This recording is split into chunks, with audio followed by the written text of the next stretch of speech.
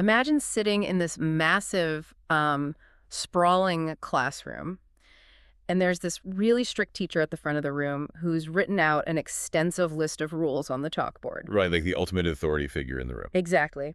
And, when a student in the back row breaks one of those rules, the teacher shakes their head and announces to everyone, "Look at them! That is a fundamental character flaw. They are just unruly by nature." Oh, wow. Yeah, making it entirely about who the student is. Right. But when the teacher breaks the exact same rule, they just adjust their glasses and say, well, the circumstances forced my hand. It was a temporary, unavoidable necessity to keep order. Which is such a powerful double standard. Yeah.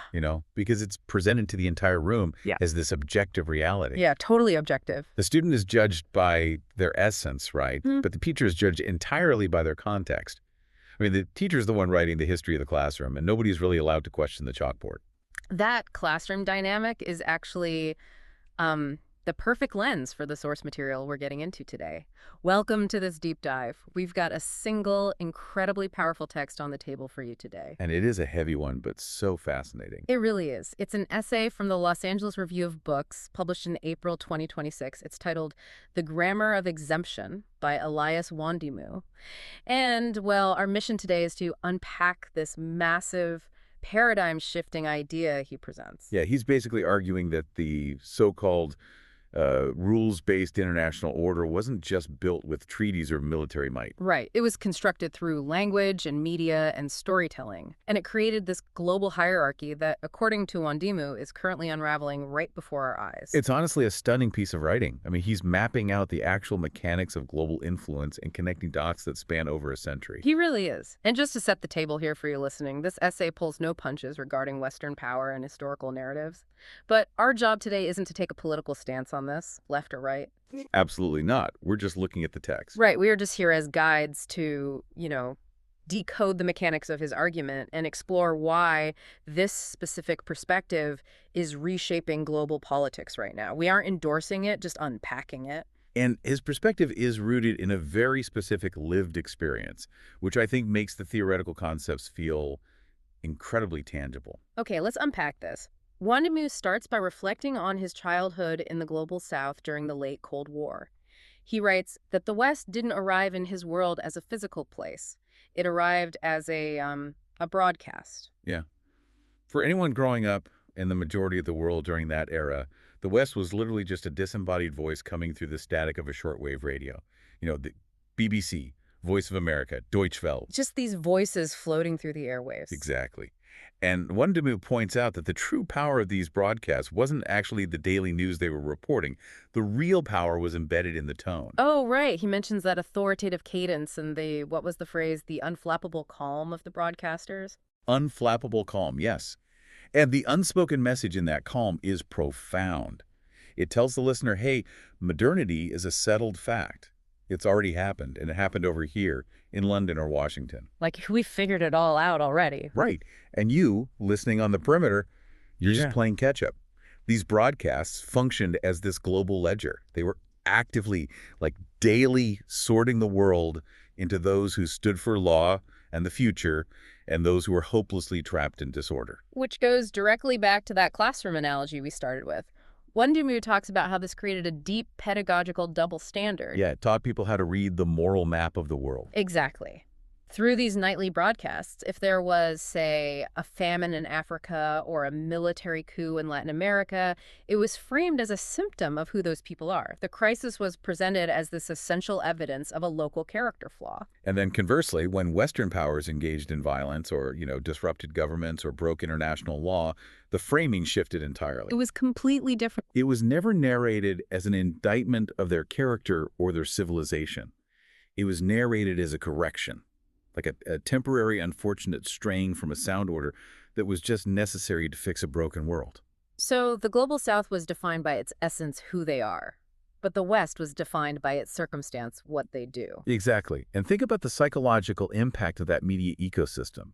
If you're a kid growing up inside that broadcast radius, you inherit this political education before you even have the tools to question it. You're essentially taught to read yourself and your own country through the lens of inherent failure. all while reading the West through the lens of a, burdened savior, making tough, pragmatic choices. Right. Which is why Wondimu argues that the rules-based international order isn't merely a set of laws or treaties, it's a language. It's a grammar, just like his title suggests. The Grammar of Exemption. Yeah, this grammar allows certain states to act as the permanent guarantors of the law, even in the exact moments they are actively breaking it, while other states are locked in as perpetual defendants. They can try to play by the book, but the language is structured so they can never truly be the authors of those rules. Precisely. Which brings up the question of how these rules actually feel to the populations living under them. I mean, if you're sitting in a cafe in London or Washington, the rules-based order probably feels like a solid, stabilizing architectural principle. You trust the building won't fall down. Right. But Wondimu writes that for the majority of the world, for the global south, the rules don't feel like a principle at all. They feel like the weather. The weather. That metaphor captures the lived reality of global power dynamics better than almost any academic theory I've ever read. It really hits home. Because weather is inherently unpredictable. It's external. It happens to you. And its destructive force depends entirely on your proximity to the center of power. So if you're far from the center, the rules might suddenly change without any warning whatsoever. Exactly. Like, a structural adjustment program might wash over your national economy like a literal hurricane. And you hear that phrase tossed around in economic structural adjustment program, but practically, what does that actually mean on the ground for the people experiencing it as weather? Well, it means the International Monetary Fund or the World Bank steps in during a debt crisis and offers a bailout. But it comes with massive, non-negotiable strings attached. Like what kind of strings? They might demand a developing nation instantly privatize its water supply or, slash its education budget or eliminate food subsidies. So for the local population, the cost of bread trips overnight. Oh, wow. And they didn't even vote for it. Right. Their local leaders often didn't want it either. It's an economic storm generated in a boardroom thousands of miles away, and international law just evaporates when that country tries to protect its own citizens from the fallout. I mean, you can't negotiate with a thunderstorm. You just have to board up your windows and try to survive it. Exactly. And Wondimu digs into the really dark historical foundation this system rests upon to explain why the rules function this way. This instability for the Global South isn't a glitch in the matrix. It's a feature. It's totally a feature. It was sedimented into the global order from the very beginning. He brings up a quote from 1912 by this German anthropologist named Felix von Luschan. Oh, I highlighted that exact quote in my notes. It is an absolute gut punch. It requires a little bit of context, though. In the early 20th century, the dominant geopolitical philosophy among Western empires was this nascent form of liberal internationalism. Right, this broad, polite idea that global cooperation and commerce would spread peace. Yeah, that it would eventually uplift the lesser nations. And it sounded incredibly noble on paper.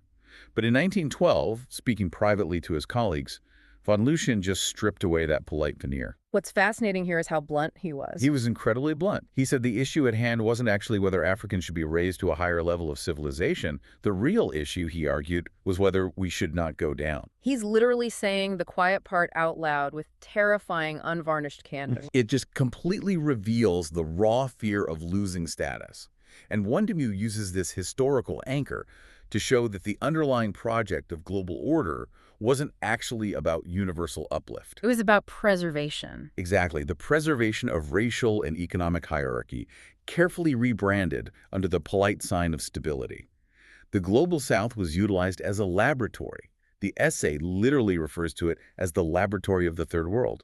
Where populations were used as specimens for economic experiments, constantly measured against a standard of civilization that was deliberately designed to remain out of their reach. Spot on.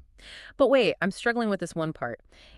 If this system, this grammar of exemption, is so deeply entrenched, and if the West still holds all the economic and military cards, why is Wondimu arguing that it's unraveling right now? That's the big question. Right, because if they still control the financial levers and the weapons, what does it matter if their performance is getting clumsy? Can't they just force the rules anyway? Why does hypocrisy actually threaten their power? That is the pivotal challenge to his thesis.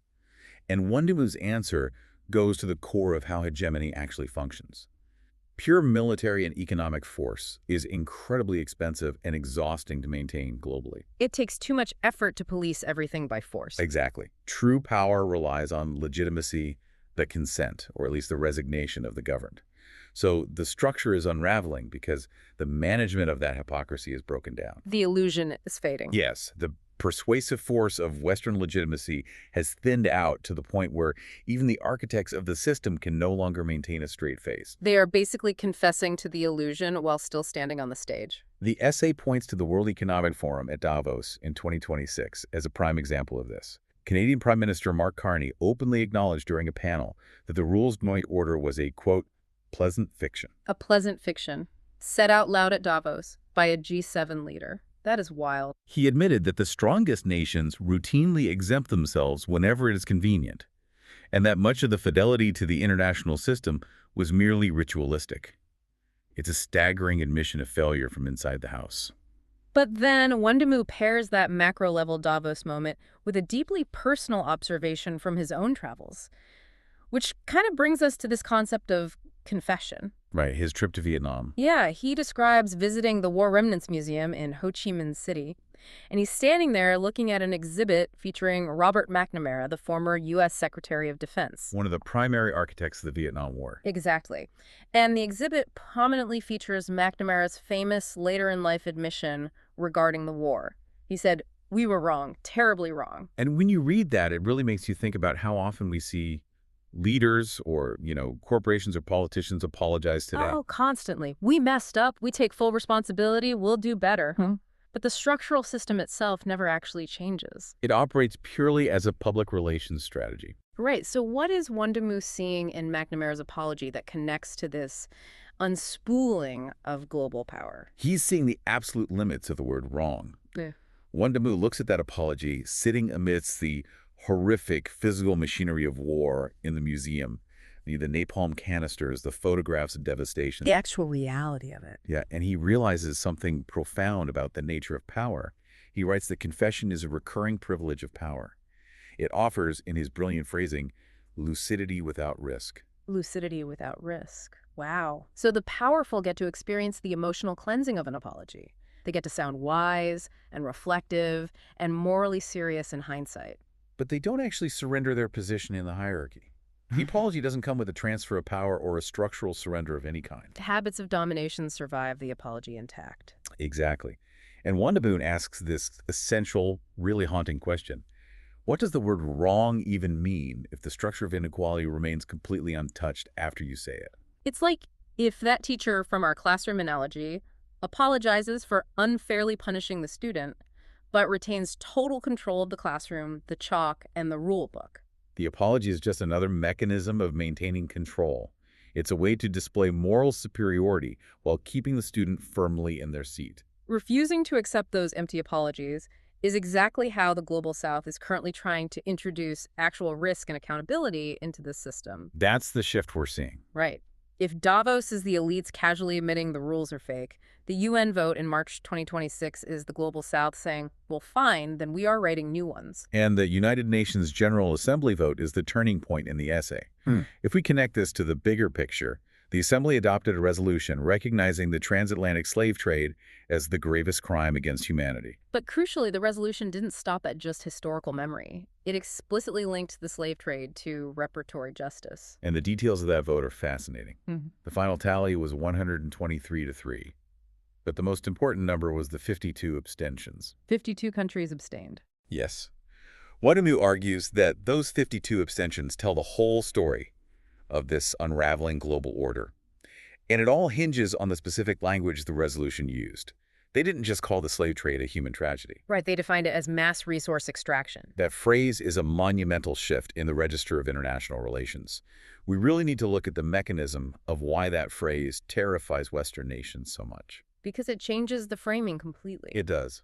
For decades, the West has been perfectly comfortable discussing colonial history through the lens of pity, or perhaps tragic commemoration. Let us build a memorial. Let us hold a moment of silence. Let us reflect on this sad chapter of our shared past. But pity is an emotion. It doesn't actually cost anything. Exactly. But mass resource extraction changes the direction of scrutiny. It moves the conversation from pity to accountability. It moves historical memory from a passive commemoration to an active legal claim. Oh, I see. Because if the UN establishes that the foundation of modern Western wealth was a massive illegal extraction of resources and human capital, It opens the door to actual financial liability in international courts. It's the difference between saying, I feel terrible that your house burned down, versus saying, I burned your house down to heat my own home, and the courts agree I owe you for the damages. One is a feeling, the other is a ledger. Yes. Suddenly, when justice attaches itself to actual histories of extraction and dispossession, when it starts looking like a legally binding ledger, the grand language of universal values that Western nations love to deploy grows very cautious. Distance suddenly appears where universality once stood. That is exactly why you get 52 abstentions. Those abstentions show that the nations claiming to be the custodians of the rules-based order are terrified of applying those exact rules to the historical foundations of their own power. Because if they do, the whole architecture of who gets to be the teacher and who has to be the student just collapses. The exemption disappears. Right, and they are suddenly subject to the weather, just like everyone else. And what's great is Wondimu doesn't let this remain an abstract geopolitical theory floating in the halls of the UN. He brings the consequences of this shifting ledger directly down to the street level. Here's where it gets really interesting for anyone listening. He grounds this macro-level theory in the physical reality of Los Angeles. Yeah, he notes that he spent 3 decades in the U.S., mostly in L.A. And he pushes back hard against the cliche of Los Angeles as this, shallow city of Hollywood spectacle and surface-level glitz. He redefines Los Angeles as a city of afterlives, which is such a gorgeous and heavy phrase. The city is deeply saturated with the physical itineraries of empire and displacement. Because wars don't just stay over there. They arrive in LA in the restaurant kitchens, they arrive in the churches, in the mosques, and in the rhythms of how people speak in different neighborhoods. The global south isn't some distant elsewhere. It is the very fabric of the city. The consequences of that weather we discussed earlier, the unpredictable forces of structural adjustments and military interventions and economic extraction, they displace millions of people. And those people don't just vanish. They are blown across the globe, bringing the memory and the reality of that history right to the doorstep of the empire. You can no longer keep the consequences contained to the perimeter. I mean, it's a jarring realization for you to look around a grocery store in a Western city and realize the demographics of the neighborhood are the direct afterlife of a boardroom policy made in 1982. It really puts it into perspective. The abstract UN concepts we've been discussing are actually the recipe for the food we eat and the makeup of our local schools. And that physical proximity is exactly why the old narrative is breaking down.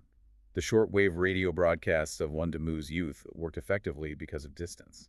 They relied on an innocence that allowed those disembodied voices to pass as untroubled emissaries of civilization. But when the people who have suffered under the grammar of exemption are sitting right next to you, holding you accountable, the performance requires too much discipline to sustain. The fiction is no longer pleasant, and it is no longer distant. As Wondimu asks toward the end of the essay, what then is unraveling? It's the authority to narrate domination as stewardship. It's the end of the era where a nation can hoard resources, write rules that only apply to others, and still demand to be called a savior. He ends on a note that functions as both a warning and an opening.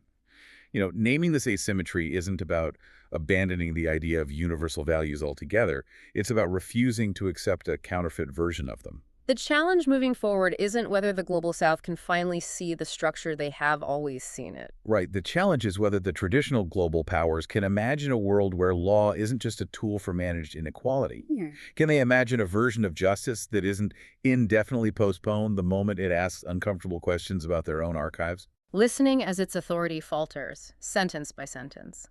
What an incredible journey this essay takes us on. It really covers so much ground. We started with the authoritative, unflappable voices of Cold War shortwave radio, sorting the world into neat categories of law versus disorder. And tracked how that carefully constructed narrative, the grammar of exemption, has fractured. From the brutal, unvarnished candor of a 1912 anthropologist, to the hollow, risk-free apologies in war museums, to the very real shifting legal tides at the UN in 2026. The West can no longer broadcast the story of its own dominance and expect everyone else to quietly take notes in the back of the classroom. The era of lucidity without risk is closing. Accountability is arriving, and it speaks a completely different language. It certainly does. So, to wrap up our deep dive today, I want to leave you with a final thought to mull over, building on Wondimu's point that reparatory justice changes the direction of scrutiny. It's a great exercise to try. If we apply that concept to how we consume our daily media, what would happen if you started reading the news differently tomorrow morning? Every time you see a headline about a crisis in a foreign nation, a sovereign debt default, a political collapse, a migration surge, refuse to read it as a story about that nation's essence or inherent character flaw. Right. Change the lens completely. Instead, scrutinize it as a story about historical resource extraction. How much of the unpredictable weather you see happening around the globe, and perhaps even the economic weather you feel in your own life, is actually just someone else's rulebook functioning exactly as it was designed to? It forces you to look closely at the chalkboard rather than judging the students. Exactly. The next time the strict teacher at the front of the room tells you a student is just unruly by nature, ask who wrote the rules and who benefits when they get broken. Thank you so much for joining us on this deep dive. Keep questioning the narrative, and we'll catch you next time.